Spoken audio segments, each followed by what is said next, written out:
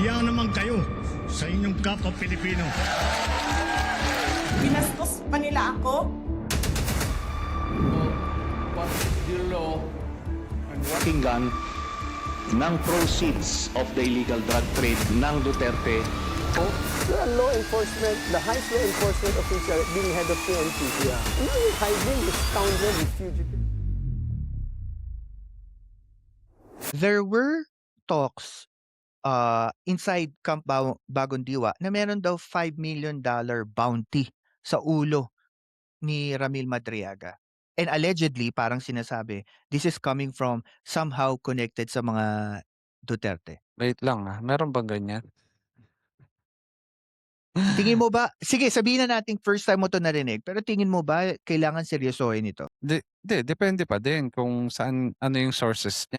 Pwede naman tayo lahat magbigay ng opinion. Baka naman kasi opinion lang ng tao yan.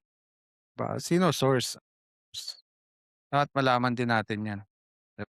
Bago bago ako makapagbigay ng opinion, kailangan credible ba yung source? Sino ba nagsabi talaga niyan? Kung chismis lang Alam yan, mo, walang sa totoo lang, ito pa gusto ko idagdaga kasi ko lang din to narinig itong 5 million bounty. Parang ngayon lang. I think this year lang para lumabas yung nagulat issue nga ako na sa'yo, di ko alam na wala akong idea just 5 billion na yun.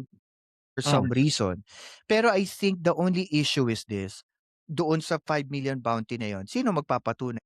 Siyempre wala namang kung tutuusin, kung ikaw ang mastermind, bakit mo naman gagawa ka ng paraan para mahanap ka? Hmm. Ating public discourse natin right now. Ang hirap din kasi paniwalaan kung totoo man yun. Unless may makita tayo talagang sulat. Yeah. And because eto napag-usapan na rin natin at ngayon mo lang din narinig at ngayon ko lang din 'to nalaman, because of this 5 million bounty, there should be a tight security more para kay Ramil Madriaga up Oo. until Sabihin pa nating allegedly lang. Yes, bakit? There's an incident, 'di ba, na nangyari. Prior pa sa ngayon lang 'yan, 'di ba? O prior pa diyan, ibig sabihin kung totoo 'yan, meron ng nakakaalam talaga niyan, talagang ano, puwede nating sabihin na connected diyan yung nangyari sa kanya ngayon pa lang, connected diyan sa sinasabing 5 million bounty. totoo. I think importante din nating malaman that this is a high profile case. Yeah.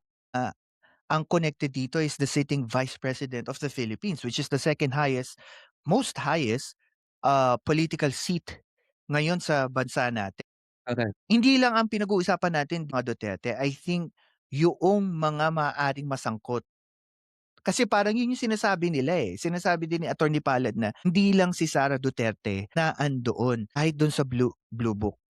Maraming mga involved na tao na either private, may hawak ng negosyo, na they don't want him to testify kasi malalabas yung kanilang pangalan. I think this is one of the biggest sa buhay niya.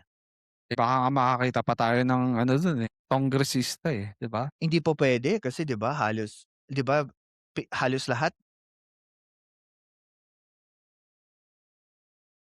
Sir Billy, we will never know until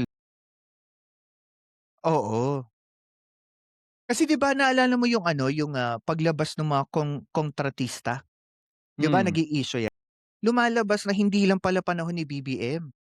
Panahon pa pagkatapos ni Pinoy, nagsimula lahat sila from dredging, hindi kumita sa dredging, actually pumasok sa mga bridges. parang ano 'yan, 'yan yung, point of entry yung kay Pinoy and then the penetration is sa Duterte. Puwede ba ibang term na lang? The start. Ay, oo nga, yun nga. And Halata nga. then tapos yung, Sanay. the final